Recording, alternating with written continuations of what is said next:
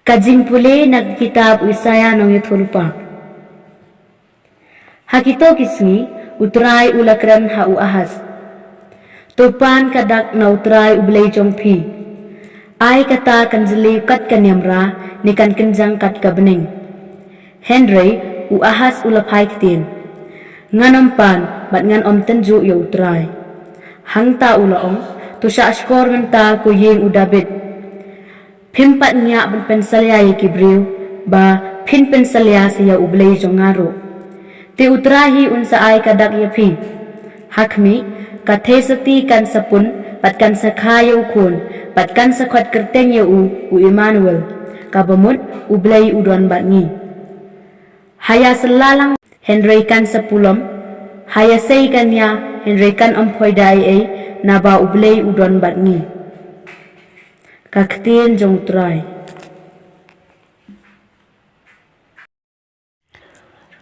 Kajing puli naga gospel katkum ulukas. Haga tagapor lapha yau angel Gabriel nau blay syakas nong ha Galilea kabakerteng Nazareth.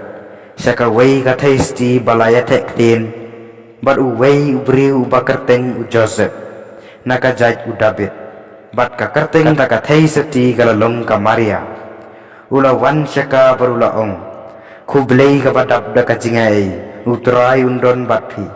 Henry kala kuslay jingmut ya kata kajing ong bat kala perkhat kamud ayu kata kajing kublay. Tiwangel ula ong haka WhatsApp ting ko Maria naba pila syem jingay ay baru belay barhakmi pinsa pun haka kpo jongpi bat pinsa kha ukun bat pinsa ay kerteng yu Jesu unsa longu bakraw bat en khot yu ukun jong bahakli tam bat utray ublay un ay hau yeka khets im u David ukpa jong u bat unsa sensyar halor ka yeng u Jacob sijunom bat kahima jong u kanam kutsyo ka Maria kala ong hau angel kumno keng kane kala banlong nabangam don utunga uta u angel ulaong haka umensim bakhoj unsa her halor jongpi bat kabor jong bahakli tam kan saka sarngiu yepi namar kata yau khun ubaen kha en sakot ubakhoj ukhun jong blay hakmi ka kor jongpi ka Elizabeth